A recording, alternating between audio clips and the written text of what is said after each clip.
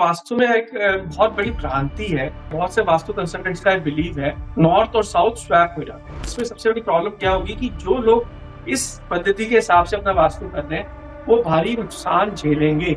वास्तु में ये जरूरी है कि मैं भगवान गणेश की या भगवान शिव जी की मूर्ति को ही लेके वास्तु ट्रीट कर सकता हूँ, ऐसा कुछ नहीं है। अगर मैं पूरे घर में एक भी भगवान की फोटो ना लगाऊं तब भी वास्तु बैलेंसिंग वास्तु ट्रीटमेंट हो सकता है with a complete modern look and feel. देखिए, मेरे पास अभी एक बहुत रीसेंट एग्जांपल है। मैंने एक इंडिया के क्लाइंट का वास्तु में ट्रीट किया है, गाजियाबाद के रहने वाले हैं वो। जो सबसे बड़ी कॉन्ट्रडिक्शन मुझे उनके वास्तु ट्रीटमेंट में दिखी थी कि उन्होंने घर के सेंटर में उन्होंने एक पिरामिड लगवाया था उल्टा करके। उल्टा पिरामिड क्या कर रहा है, वो सारी की सारी एनर्जी खींच रहा है। तो वो एक एग्जांपल है कि जहाँ पे एक गलत कंसल्टेशन कई लोगों के कई वर्ष खराब भी कर सकती है।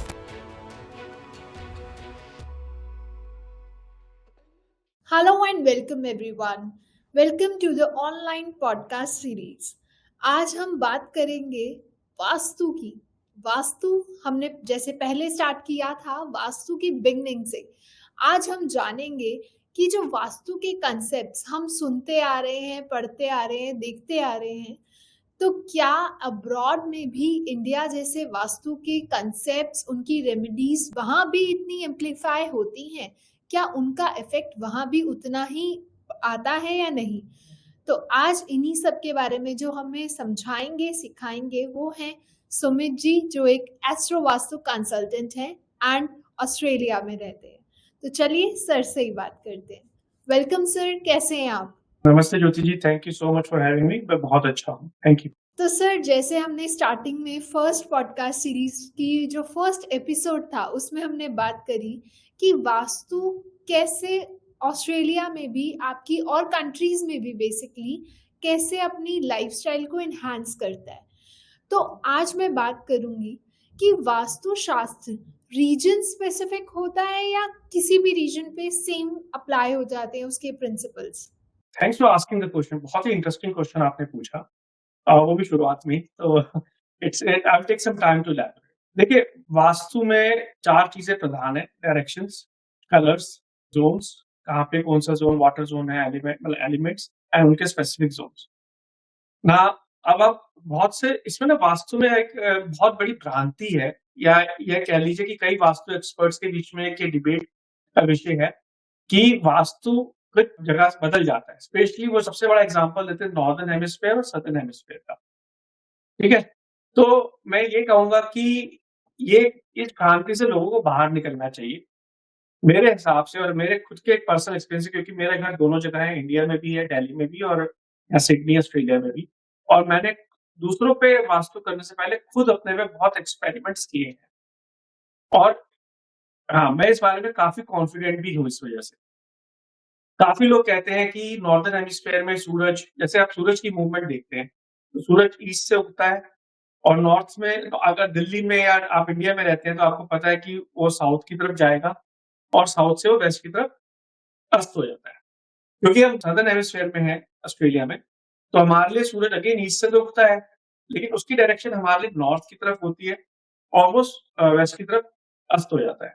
तो बहुत से लोग कहते हैं, या बहुत से वास्तु कंसल्टेंट्स का बिलीव है कि नॉर्थ और साउथ स्वैप हो जाते हैं। एंड बिलीव मी, ये पर्टिकुलर क्वेश्चन मेरे को कम से कम मेरी वास्तु जर्नी में पहले 6 से 7 महीने इसने मुझे बहुत ज्यादा झिझोड़ा। मैंने इसके ऊपर बहुत रिसर्च करी और अपनी मतलब पूरी जान लगाने के बाद ये फाइनली डिसाइड हुआ, ये समझ में आया कि वास्तु में ऐसा नहीं होता। और उसके मेरे पास कई एग्जाम्पल्स भी हैं। उनका कहने का मतलब क्या होता है, अगर हम उनकी बात माने तो जो इंडिया में नॉर्थ ईस्ट है वो स्वैप होके साउथ ईस्ट हो जाएगा। ठीक है ना। नॉर्थ ईस्ट जल जल तत्व का स्थान है और साउथ ईस्ट अग्नि तत्व का स्थान है। लेकिन अगर मैं उसको स्वैप कर देता हूं तो मैं कह रहा हूं कि नहीं, सदर्न हेमिस्फीयर में नॉर्थ ईस्ट बिकम्स अग्नि तत्व एंड साउथ ईस्ट बिकम जल तत्व। इसमें सबसे बड़ा डिबेट क्या होगा, इसमें सबसे बड़ी प्रॉब्लम क्या होगी कि जो लोग इस पद्धति के हिसाब से अपना वास्तु कर रहे हैं वो भारी नुकसान झेलेंगे। और मैंने ऐसे कई एग्जाम्पल्स देखे हैं। मैं अभी आपको मैं आपको एग्जांपल देता हूं कि अगर ऐसा होता तो क्या मेरे जो क्लाइंट्स यहाँ हैं, उनका मैं सही तरीके से प्रेडिक्ट कर पाता? अगर मैं आपको एक बोलता हूँ, आप अपना फ़ोन निकालिए और उस फ़ोन में कंपास की कोई भी ऐप खोलिए। उसमें आपको नॉर्थ दिख जाएगा, साउथ दिख जाएगा, ईस्ट दिख जाएगा, वेस्ट दिख जाएगा। अब ये फ़ोन आपने दिल्ली से लिया होगा, दिल्ली नॉर्दर्न हेमिस्फीयर में है। आप वो फ़ोन लेके ऑस्ट्रेलिया आ जाइए, क्या उस फ़ोन के अंदर नॉर्थ बदल जाएगा? क्या उस फ़ोन के अंदर साउथ नॉर्थ की जगह साउथ आ जाएगा? ऐसा तो नहीं होगा ना। यानी हमारे नॉर्मल इलेक्ट्रॉनिक मैग्नेटिक इक्विपमेंट्स भी जानते हैं कि नॉर्थ कहाँ है, साउथ कहाँ है, ठीक है? ईस्ट वेस्ट कहाँ है। हमारे पाँचों कलर्स भी वही रहते हैं, पाँचों एलिमेंट्स भी वही रहते हैं हर जगह। पूरे संसार में वास्तु सबका सेम रहता है सिवाय 2 जगह छोड़कर। वो है आपके पोल्स, क्योंकि पोल्स पे नॉर्थ और साउथ के मैग्नेटिक पावर्स ऑलमोस्ट 0 हो जाते हैं। ठीक है? और इसलिए पोल्स पे कोई रहता भी नहीं, क्योंकि वो रहने योग्य भी नहीं है। तो वास्तु होता है रहने योग्य वाली जगह, और जहाँ पे भी आप रह सकते हैं पूरे अर्थ में, आपकी डायरेक्शन सेम है, आपके तत्व सेम है, आपके लिए कलर्स सेम है, तो वास्तु हर जगह सेम रहता है, सिर्फ़ 1 या 2% चेंजेज़ होते हैं। पर मेन डिफरेंस जो इसमें रीजन स्पेसिफिक में आता है, वो आता है आपके जन्म स्थान में और आपके कर्म स्थान के समय के बदलाव में। क्योंकि ये तब आता है जब हम एस्ट्रो वास्तु करते हैं। अगर हम एस्ट्रो वास्तु करते हैं, तो हमें आपकी डेट ऑफ बर्थ और टाइम ऑफ बर्थ चाहिए होता है। और जब आप अपना जन्म स्थान और बदलते हैं, अपने कर्म स्थान की तरफ जाते हैं, जैसे मेरा जन्म स्थान दिल्ली है और मेरा कर्म स्थान ऑस्ट्रेलिया हो गया। तो जब मैं यहाँ परमानेंट रहने लग गया हूँ, तो यहाँ के हिसाब के टाइमिंग के हिसाब से मुझे अपना एस्ट्रो वास्तु करना पड़ेगा, और वो एक मेजर फ़र्क है, अगर आप 2 डिफरेंट रीजन्स का वास्तु करते हैं। तो क्या जैसे आप अभी हेमिस्फेयर्स के कंसेप्ट्स का बता रहे थे, तो क्या इनके रिजल्ट्स पे भी इफ़ेक्ट पड़ता है, इम्पैक्ट आता है? देखिए, जैसे मैंने कहा कि वास्तु पूरे संसार में सेम है, तो अगर मेरे को नॉर्थ ईस्ट देखना है, तो मैं यहाँ पे भी नॉर्थ ईस्ट ही देखूँगा ईशान कोण के लिए। मुझे अग्निकोण देखना है, तो मैं साउथ ईस्ट ही देखूँगा। मुझे क्या कहते हैं, पितृ स्थान देखना है, जो साउथ वेस्ट होता है, वो यहाँ पे भी साउथ वेस्ट ही रहेगा। जो मेन डिफरेंस आप कहेंगे कि वहाँ के जो लोकल आर्किटेक्चर है, जैसे यहाँ पे जो घर होते हैं, थोड़े खुले होते हैं, बड़े होते हैं, आंगन होता है, जो अब इंडिया में या दिल्ली या बॉम्बे जैसे शहरों में दिखना ऑलमोस्ट इम्पॉसिबल है। वो तो यहाँ पे हाँ, तो यहाँ आज भी कई जगह वास्तु करना एक ईज़ी प्रोसेस है एज़ कम्पेयर टू इंडिया, क्योंकि इंडिया में इतनी जगह बड़ी जगह नहीं होती। लेकिन सबसे बड़ा डिफरेंस आ जाएगा आपका, मैं कहूँगा, अगर आप अपार्टमेंट्स को घर से कंपेयर करते हैं। तो अगर आप अपार्टमेंट्स को घर से कंपेयर करेंगे, और जहाँ अपार्टमेंट्स हर कंट्री में थोड़े डिफरेंट स्टाइल से बनते हैं, तो उस केस में कुछ चेंजेस आ सकते हैं। Otherwise vastu, generic vastu is universal. Astro vastu के लिए हमें रीजन स्पेसिफिक टाइमिंग्स लेना बहुत ज़रूरी है। जैसे कि अब हम डिज़ाइन की बात कर रहे थे, तो क्लाइमेट और डिज़ाइन्स तो एक्चुअली जैसे आपने बताया कि अगर हम किसी बाहर कंट्री की बात करें, तो वहाँ के जो बिल्डिंग्स हैं, अपार्टमेंट्स हैं, उनके आर्किटेक्ट्स, उनके स्ट्रक्चर, उनकी डिज़ाइनिंग बहुत डिफरेंट होती है एज़ कम्पेयर टू इंडिया। तो क्या इन अलाइनमेंट्स के साथ, इन डायरेक्शंस के साथ भी वास्तु करना पॉसिबल है? हाँ, हाँ, बिल्कुल। देखिए, चाहे आपका आर्किटेक्चर कितना भी डिफरेंट हो, आपके घर में 5 चीज़ें ज़रूर होंगी। आपकी एंट्रेंस, आपका बाथरूम, आपकी किचन, आपका बेडरूम, आपका लिविंग स्पेस। इन 5 चीज़ों के बगैर आज एक सिंगल 1 बेडरूम अपार्टमेंट भी नहीं बनता। एक 1 बेडरूम में भी जाएँगे, वो भी आपको 5 चीज़ें मिलेंगी, और एक large very expensive luxury villa में जाएँगे, उसमें भी ये 5 चीज़ें मिलेंगी। तो ये 5 चीज़ों का ही बैलेंस अगर हमें करना होता है कि एंट्रेंस किस डायरेक्शन से होनी चाहिए, या वो डायरेक्शन आपको सूट करती है, नहीं करती। आपकी किचन कहाँ होनी चाहिए, जहाँ पे अग्नि तत्व है। आपका क्या कहते हैं, पूजा रूम कहाँ होना चाहिए, आपका लिविंग रूम कहाँ होना चाहिए, टॉयलेट्स की डायरेक्शन सही है कि नहीं है। अगर टॉयलेट गलत डायरेक्शन में है, तो उसकी बैलेंसिंग कैसे होनी है। अगर आपने इन 5 जगहों के पे जो 5 एलिमेंट्स आते हैं, जैसे air, water, earth, space and fire, तो उनमें कोई आपने गलत कलर तो यूज़ नहीं किया, तो वो चाहे आप इंडिया रहें, चाहे मैं ऑस्ट्रेलिया रहूँ, लाल रंग रहेगा, नीला रंग रहेगा, उसका ट्रीटमेंट वैसे ही करना पड़ेगा। ओके। तो सर डायरेक्शंस और प्लेसमेंट के बारे में हमारे वास्तुशास्त्र में बहुत कुछ बताया गया है। तो क्या ये बाहर फॉरेन कंट्रीज में उसी तरीके से उन्हीं डायरेक्शंस और उन्हीं प्लेसमेंट्स के अकॉर्डिंगली क्या ये वास्तु करना पॉसिबल हो पाता है? बिकॉज यहाँ तो जब हम बात करते हैं तो बहुत चीज़ें ट्रेडिशनल पे टच ले लेती हैं, लेकिन वहाँ इन ट्रेडिशनल वास्तु कंसेप्ट्स के कोई सिम्टम्स नहीं है। नहीं, आई थिंक मैं थोड़ा-सा क्वेश्चन आपका समझ पा रहा हूँ, बट जो आप पूछना चाह रही हैं, एंड आई विल मेरी समझ में जो क्वेश्चन है कि क्या मॉडर्न लुक एंड फील के साथ वास्तु किया जा सकता है, नहीं किया जा सकता, जो मेरी बिल्कुल समझ सर। में आ रहा है। जी आप यही पूछना बिल्कुल। चाह रही हैं ना? हाँ, जी। तो देखिए, वास्तु में ये ज़रूरी नहीं कि मैं भगवान गणेश की या भगवान शिव जी की मूर्ति को ही लेके वास्तु ट्रीट कर सकता हूँ, ऐसा कुछ नहीं है। अगर मैं पूरे घर में एक भी भगवान की फ़ोटो ना लगाऊँ, तब भी वास्तु बैलेंसिंग, वास्तु ट्रीटमेंट हो सकता है with a complete modern look and feel.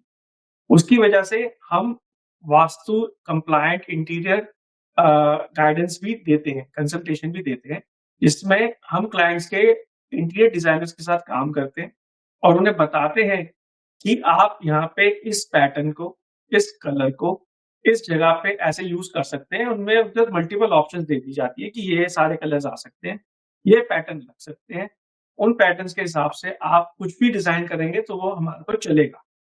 तो आपको पता भी नहीं चलेगा जब आप घर में जाएँगे कि वो वास्तु कंप्लायंट है, जबकि वो देखने में कंप्लीट मॉडर्न घर लग सकता है। अभी आज जो भी हम वास्तु करते हैं, चाहे इंडिया हो, चाहे यहाँ हो, जब हम वास्तु ट्रीट करते हैं, तो वास्तु में कहीं हम ये नहीं लिखते कि मतलब कहीं आपको देख के पता भी नहीं चलेगा कि वास्तु हो चुका है इस घर का, क्योंकि वॉल्स का कलर चेंज हो जाएगा। तो आपके लिए तो नया है जब भी आप जाएँगे, right? It's a different colour for you. Furniture की प्लेसमेंट चेंज हो जाएगी या सोफे का कलर चेंज होगा। तो वो भी आपके लिए it's a modern sofa, it is a brand new modern sofa and it just you are just using a Vastu compliant colour for that specific zone. आपकी एंट्रेंस चाहे मैं नॉर्थ से लूँ, चाहे ईस्ट से लूँ, घर की एंट्रेंस आप चाहे तो बिल्कुल मॉडर्न लुक का डोर फ्रेम लगा के एक वेरी लग्ज़री लुक दे सकते हैं उसकी। ओनली थिंग इज़ कि जब जिस डायरेक्शन में डोर होगा, उसका कलर उस डायरेक्शन के हिसाब से होना चाहिए। तो वो भी पता नहीं चलेगा लोगों को। तो लॉन्ग स्टोरी शॉर्ट, आप पूरे घर का मॉडर्नाइज़्ड वास्तु कंप्लायंस करा सकते हैं, इर्रिस्पेक्टिव कि आपको पता होगा कि नहीं होगा कि वो ट्रेडिशनल वास्तु पे बेस्ड है या नहीं। आपको मतलब आपको और आपके गेस्ट को लॉन्ग रन में महसूस भी नहीं होगा कि उन्होंने वास्तु कराया है और ये वास्तु कंप्लायंट होम है and it will look completely modern. तो सर कभी ऐसा हुआ है कि आपने कहीं विजिट किया हो वास्तु से रिलेटेड एंड वहां पे ऑलरेडी किसी एग्जिस्टिंग वास्तु कंसल्टेंट ने अपनी रेमेडीज परफॉर्म की हो एंड आपको वहां कुछ कॉन्ट्राडिक्टरी लग रहा हो एंड आपने अगर उसको ठीक किया है और क्या उसमें चेंजेस आए? देखिए, मेरे पास अभी एक बहुत रीसेंट एग्ज़ाम्पल है। मैंने एक इंडिया के क्लाइंट का वास्तु अभी ट्रीट किया है, गाज़ियाबाद के रहने वाले हैं वो। और उनका जो वास्तु उन्होंने करवाया था, वो कह रहे थे कि उनकी किसी फ्रेंड ने 10-12 साल पहले किया था। मैं नाम तो कुछ किसी का नहीं ले सकता यहाँ। तो she other consultant may be doing vastu for many years, but जो सबसे बड़ी कॉन्ट्रडिक्शन मुझे उनके वास्तु ट्रीटमेंट में दिखी थी, कि उन्होंने घर के सेंटर में, घर के बिल्कुल सेंटर में रूफ पर उन्होंने एक पिरामिड लगवाया था उल्टा करके, ठीक है? अब पिरामिड क्या होता है? देखिए, pyramid is a very powerful Vastu tool according to Vastu according science. आप हमारे जितने भी मंदिर देखेंगे, सब पे पिरामिड है, सभी एक तरह के पिरामिड है, ठीक है? और जो उसका मुख्य पूजा का स्थान होता है, वो पिरामिड के नीचे ही बनता है ताकि वहाँ पे भगवान की एनर्जी सबसे ज़्यादा अ, एनहांस हो सके, राइट? मूर्ति की जो पूजा है, जिसकी हम पूजा करते हैं। पिरामिड का जो हिस्ट्री है, वो सिर्फ इंडिया में नहीं, इजिप्ट में भी और मायन सिविलाइजेशन में भी है, साइबेरिया में भी पिरामिड्स दिखे, अब तो चाइना में भी पिरामिड्स दिखे हैं, राइट? तो pyramid is a very powerful and universal shape which has been respected by millions of cultures, or I would say by millions of humans across thousands of cultures. तो उन्होंने क्या करा, pyramid को उल्टा लगा दिया था छत पे। और आप बिलीव नहीं करेंगे, जब मैंने उनको बोला कि आपने ये गलत करा है, तो उनको एक बात ऑब्जर्व ही नहीं की। उन्होंने 10-12 साल से लगा रखा है, उनको कुछ नेगेटिव दिख नहीं रहा। तो मैंने कहा ठीक है, नेगेटिव नहीं दिख रहा है, एक काम करते हैं, आप मुझे बताइए कि आपके घर में सब रिलैक्स्ड रहते हैं या सब क्या कहते हैं कोई एक्टिविटी मेजर एक्टिविटी क्या होती है? तो उनका जो जवाब था क्योंकि उनको कोई दिक्कत वैसे महसूस नहीं हो रही थी, तो उन्होंने बोला कि सर हम रिलैक्स्ड ही रहते हैं, काम होता है मतलब they are not very active within their home. लेकिन उसके बाद जब वो कभी जैसे ही घर से जा बाहर निकलते हैं, बहुत एक्टिव हो जाते हैं, शॉपिंग भी अच्छी कर रहे हैं, सब कुछ, लेकिन घर पे आके थोड़ा लेथार्जिक सा फील करना, you know not want to do anything, क्योंकि उल्टा पिरामिड क्या कर रहा है, वो सारी की सारी एनर्जी खींच रहा है। पिरामिड सीधा लगा होना चाहिए आपके घर में जहाँ पे भी उसकी ज़रूरत है वहीं पर, और वो कलर बैलेंस के हिसाब से लगना चाहिए। तो वो आपको बहुत पॉज़िटिव रिज़ल्ट दे सकता है। तो वो एक एग्ज़ाम्पल है कि जहाँ पे एक गलत कंसल्टेशन कई लोगों के कई वर्ष खराब भी कर सकती है। अब उसका एक एग्ज़ाम्पल उन्हीं की फैमिली का एग्ज़ाम्पल है, तो उनकी जो बेटी थी स्पोर्ट्स में बहुत अच्छी थी, और वास्तु में बिलीव माना जाता है कि 12 साल से छोटे बच्चों पे वास्तु का इम्पैक्ट नहीं होता। तो जब तक वो 12 साल से छोटी थी, वो स्पोर्ट्स में बहुत अच्छा कर रही थी, इंटरनेशनल लेवल पे भी खेल चुकी थी छोटी उम्र में ही, और वो उसको बहुत आगे कराना भी चाहते थे। लेकिन जैसे ही वो 12 से 13 साल की हुई, ये मेरी ऑब्जर्वेशन है सो फार, अभी इस पे अगेन हम 2-3 महीने में दोबारा उनसे बात करेंगे, कि जैसे मैंने कहा मैं अपनी कंसल्टेशन 6 महीने तक देता हूँ।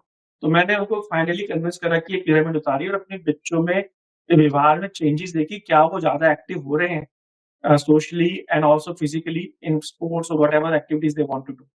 सो अभी उन्होंने उतारा है पिछले हफ्ते ही, और अगर वो आगे 2-3 महीने में मुझे बताएँगे कि क्या उसमें उन्हें कोई चेंजेस दिखेंगे या नहीं दिखेंगे अपने बच्चों में और अपने खुद में, क्या वो ज़्यादा एक्टिव फ़ील कर रहे हैं या नहीं कर रहे हैं। बट जैसे मैंने कहा, जैसे ही 12 से 13 साल के बच्चों तक असर नहीं होता, तो जैसे ही उनकी बेटी 13-14 साल की हुई थी, उसने स्पोर्ट्स खेलना बंद कर दिया। जो बच्चा इंटरनेशनल लेवल पे जा रहा हो, फ्रांस तक गया हो खेलने, और उसके बाद उसने छोड़ दिया, that is that is a big shocking for me to know, and that matches with the Vastu principles and the age and the impact of the wrong placement of pyramid. तो सर वास्तु के बारे में तो हमने बहुत सारी बातें कर ली, लेकिन एक और कंसेप्ट है फेंग शुई का। तो क्या ये वास्तु का एक अलग नाम है? क्या डिफरेंस है बेसिकली इसमें? देखिए, feng shui is a Chinese science, occult science, और उसके बारे में मेरा ज्ञान बहुत कम है, लेकिन मैं थोड़ी बहुत जानकारी रखता हूँ कि जो मैंने इनिशियली रिसर्च कर रहा था वास्तु के बारे में, तब की थोड़ी जानकारी है। And feng shui is about balancing or enhancing flow of energy, alright. तो उसमें कोई भ्रम स्थान का शायद कॉन्सेप्ट नहीं है, उसमें एनर्जी जैसे आप गेट आपकी एंट्रेंस से भी एक एनर्जी आती है उनके हिसाब से, और वो एनर्जी आपके घर में फ्लो कैसे करती है उसको वो बैलेंस करते हैं। बट मेरी जो समझ है, Vastu is more deeper than feng shui, because we are not just looking at the flow of energy from Brahmasthan, but also 5 elements, balancing of 545 different देवताज हमारे वास्तु में, जैसे मैंने कहा 45 देवता आपके घर में उसी समय विस्थापित हो जाते हैं जब आपका घर बन चुका होता है, राइट? तो वो 45 देवताओं की रिस्पेक्ट करना, उनको देखना, और आपके हम एज उसमें एस्ट्रो इंक्लूड कर देते हैं, then it is much more deeper and wider as compare to feng shui energy और फेंग शुई साइंस। तो sir I just want to know कि कभी ऐसा हुआ है कि आपने किसी को अपनी वास्तु से रिलेटेड रेमेडीज प्रोवाइड करी हो एंड उनका कहीं ना कहीं बिलीफ सिस्टम कह लीजिए, या कहीं ना कहीं उनको उस चीज पे ट्रस्ट ना हो, या उनकी आइडियोलॉजी बहुत अलग हो, तो कन्फ्लिक्ट्स हो जाते हैं लोगों के माइंडसेट में। तो क्या कभी आपको ऐसे प्रॉब्लम्स को फेस करने का एक्सपीरियंस हुआ है? हाँ, ये हमारा बहुत रेगुलर एक्सपीरियंस रहता है। मैं इसमें जैसे अभी मैंने आपको पिरामिड का एग्ज़ाम्पल दिया था। जैसे मैंने क्लाइंट को बताया कि पिरामिड गलत है वो, बट वो कई सालों से लगा हुआ था, और तो जब मैंने क्लाइंट को पूरी साइंटिफिक एक्सप्लेनेशन दी, उसको कई रेफरल सोर्सेज़ भी दिए, उसके बाद finally the client got convinced कि हाँ, इसको चेंज करना चाहिए। दूसरा एग्ज़ाम्पल मैं दे सकता हूँ, मेरे क्लाइंट थे सिडनी में, one of my very first few clients here, और उनका जब मैंने वास्तु किया तो वो खुद भी वास्तु सीखना चाह रहे थे, सीख रहे थे। इनफैक्ट वो मेरे ख्याल से काफ़ी हद तक सीख भी रहे हैं। आई थिंक, बट मैं उसमें कहूँगा शायद वो जेनेरिक वास्तु ज़्यादा सीखे हैं, उन्होंने भी एस्ट्रो वास्तु का ज़्यादा टच नहीं किया होगा, मेरी अंडरस्टैंडिंग के हिसाब से। मेरे अच्छे मित्र भी हैं, मेरी बातचीत भी होती रहती है। तो जब वो खुद का वास्तु कर रहे थे, तो वास्तु करते हुए उन्होंने क्या करा कि जैसे हम नॉर्मली सभी करते हैं, अपना कंपास निकालते हैं और घर मेरा किस एंट्रेंस में आता है, मैं उस एंट्रेंस के हिसाब से अपनी ग घर घर के फ्लोर प्लान की ग्रेडिंग कर देता हूँ। तो वैसे उन्होंने किया, लेकिन हम as a professional Vastu consultant we do grading by getting the actual true north from Google Earth. क्योंकि ऊपर से जब आपको देखेंगे तो आपको क्लियर दिखेगा कि नॉर्थ कहाँ है। आप अंदर बैठे हैं, आपका जो मैग्नेट है अ, आपके फ़ोन का या नॉर्मल कंपास का, वो 2 चीज़ों से बहुत ज़्यादा इम्पैक्ट होता है। एक तो आपकी इलेक्ट्रॉनिक्स जो आपके घर के आपके रूम में है। सेकेंडली जो अर्थ की मैग्नेट है, वो अपनी जगह पे कॉन्स्टेंटली रिवॉल्व होती रहती है। उसकी वजह से भी 10-5 डिग्री का फ़र्क आ सकता है और जितना आप पोल के पास जाएँगे, उतना वो गैप बढ़ जाता है। ठीक है? तो जब उन्होंने बोला उन्होंने मुझे फ्लोर प्लान शेयर किया एंड ऑल दैट, तो मैंने उनको जो ग्रिडिंग करके भेजी, तो उन्होंने मुझे कहा, "सुमित, आपने ग्रिडिंग गलत करी है। मेरी एंट्रेंस E2, E3 में आते हैं, E3, E4 में नहीं आती।" मैं बड़ा परेशान हुआ। मैंने 2 बारी, 3 बारी चेक करके फाइनली बोला कि नहीं, दिस इज़ राइट। ऐसा नहीं कि हम क्लाइंट की बात सुन के मना कर दें या हम ही सही सर्वव्यापी हैं, हमें ही सब पता है। हम आराम से उनकी बात सुनते हैं, डिस्कस करते हैं और लगता है अगर हम गलत हैं, तो we should have a capacity to take a step back and get it right. तो मैंने वही करने की कोशिश करी। जब मैं पूरी तरह कन्विंस हो गया कि नहीं, मेरी डायरेक्शंस निकाली हुई सही हैं, तो मैंने इनको दोबारा बोला कि ये सही है, आपके उसमें गलत आ रहा है, आप प्लीज़ चेक करें। And because he's a very well connected person, so he contacted few of his friends who are working with different universities and all, and then they convinced him कि आपके फ्लोर प्लान का जो north true north अलग होगा और जो compass दिखा रहा है वो अलग होगा। तब finally he listened to me. So that took me literally a week's time to convince the client only that part कि भाई आपके घर की डायरेक्शन 10 डिग्री चेंज है। सिर्फ 10 डिग्री की बात हो रही थी यहाँ, but he was not ready to listen to that part. So that was at that time. उन्हीं क्लाइंट का एक और एग्जांपल देना चाहूँगा। जब मैं उनका वास्तु करने गया था, तो उनको थोड़ा-सा फाइनेंसिस कैश फ्लो की दिक्कत थी। ऐसा नहीं था कि he is not making money, he is making money, but he was having trouble in getting loans and other thing for his new projects. कहीं कैश फ्लो अटक गया था और उनको शायद उस समय थोड़ा हेल्थ प्रॉब्लम भी चल रही थी, उनके स्टमक में भी प्रॉब्लम चल रही थी। तो जब मैंने उनका घर का वास्तु किया था, तो उनकी जो किचन थी वो साउथ साउथ वेस्ट में आ रही थी। साउथ साउथ वेस्ट में जिसकी किचन होगी, उसका पेट खराब होगा ही होगा। एक साउथ वेस्ट में किचन होना और एक नॉर्थ वेस्ट में किचन होना, ये 2 चीज़ें आपके पेट को खराब करेगी ही करेगी। तो अनलेस वो किचन बैलेंस हो, तो उनका पेट थोड़ा खराब था। जब वास्तु वगैरह किया और बाय चांस मैं उनसे 1 डेढ़ महीने बाद मिला, तो पता चला उनकी फाइनेंस प्रॉब्लम भी सॉल्व हो गई और उनका पेट भी ठीक है, वो नॉर्मली खा भी रहे हैं। तो मैंने पूछा, देखिए आपको लगता है वास्तु का थोड़ा बेनिफिट मिला? तो कहीं न कहीं वो कन्विंस थे कि मुझे बेनिफिट तो हुआ है, बट शायद वास्तु से नहीं हुआ, किसी और चीज़ से ये तो होना ही था। एग्ज़ैक्टली। तो कई बार ऐसे क्लाइंट्स भी आते हैं जिनको हम मतलब बेनिफिट्स मिलता है, पर वो शायद वो कोरिलेशन में कई बार दिक्कत होती है। पहली बात ये। दूसरा, कई बार क्लाइंट्स के खुद के बिलीव्स बहुत स्ट्रॉन्ग होते हैं, तो उनको कन्विंस करना कि भई आपके beliefs I agree but that does not apply to the Vastu here.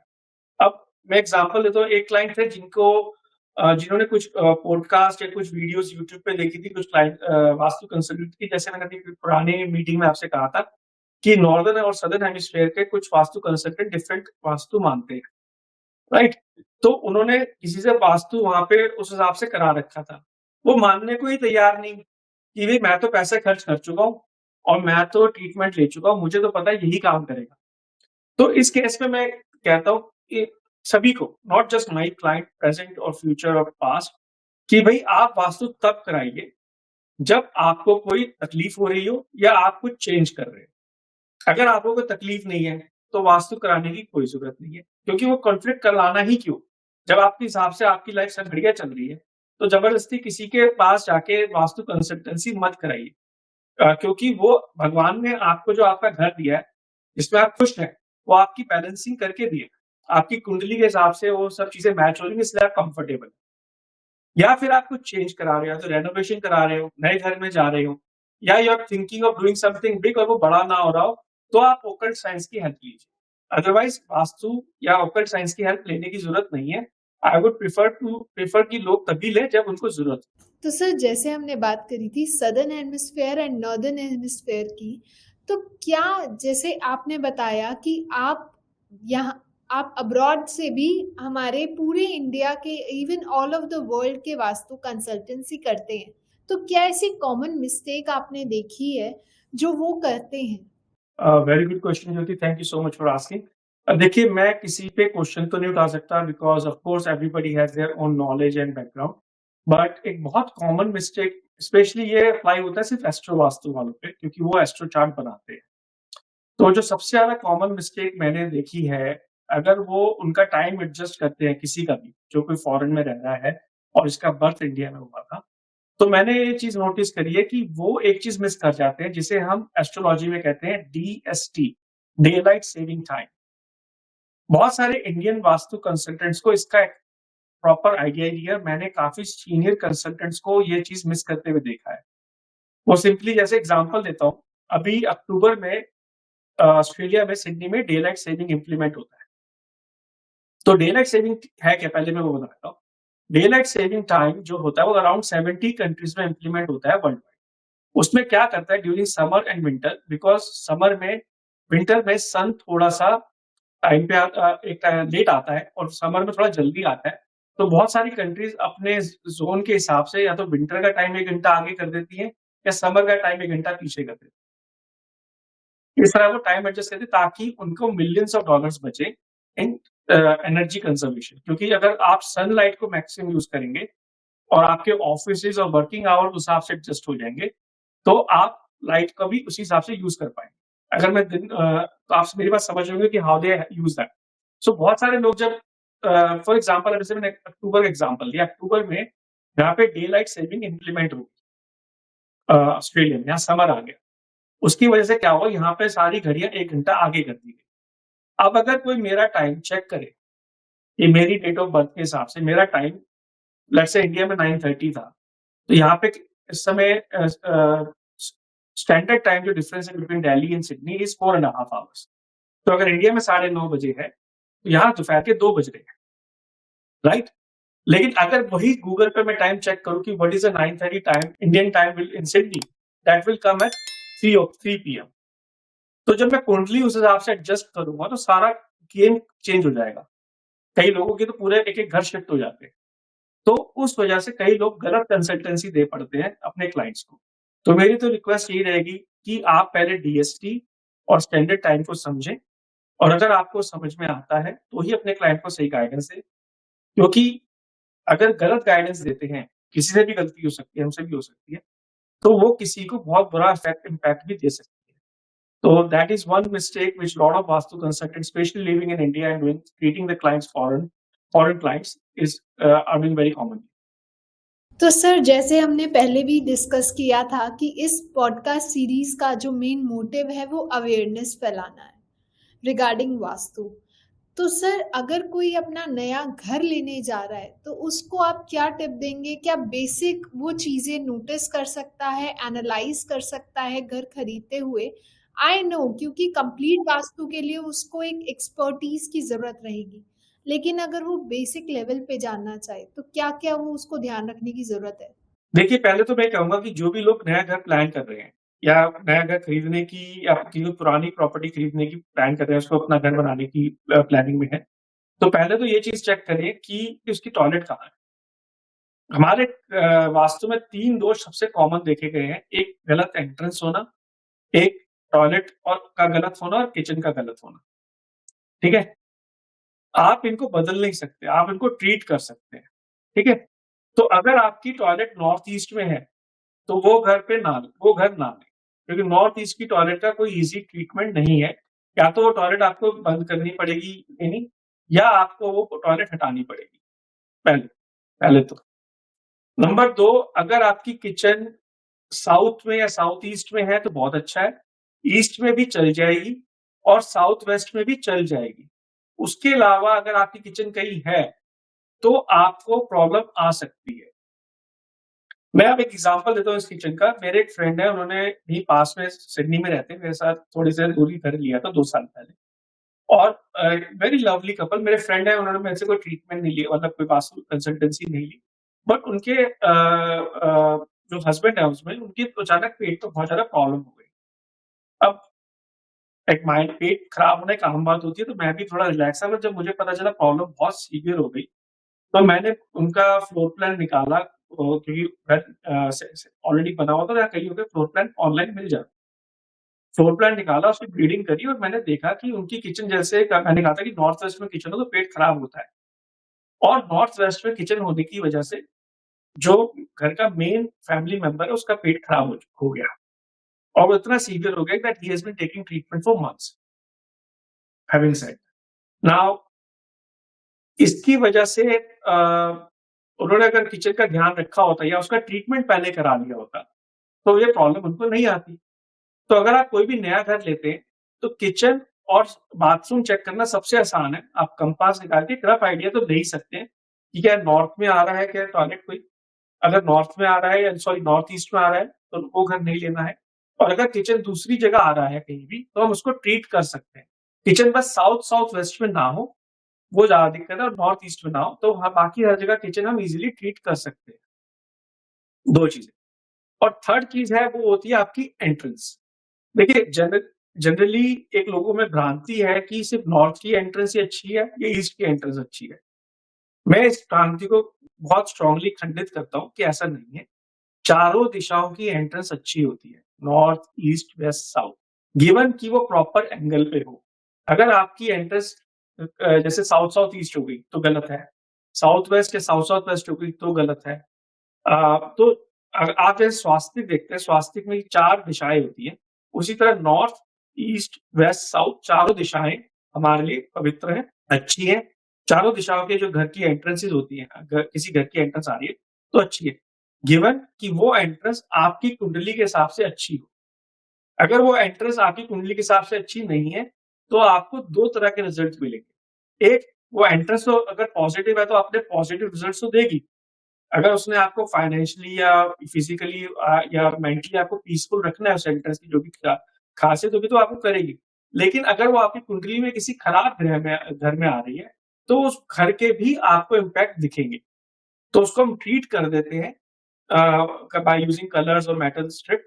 लेकिन at the end of the day, अगर आपको कोई भी नया घर ले रहे हैं तो ये 3 चीज़ें ज़रूर रखें, toilet north east, kitchen everywhere except south south west and north east, and आपकी एंट्रेंस किसी भी डायरेक्शन के लिए एज लॉन्ग एज वो एग्जैक्टली उस डायरेक्शन में आ रही हो, जैसे नॉर्थ एग्जैक्टली नॉर्थ में आ रही हो, ईस्ट में आ रही हो, साउथ में आ रही हो, वेस्ट में आ रही हो। बीच वाले डायरेक्शंस अवॉइड करें।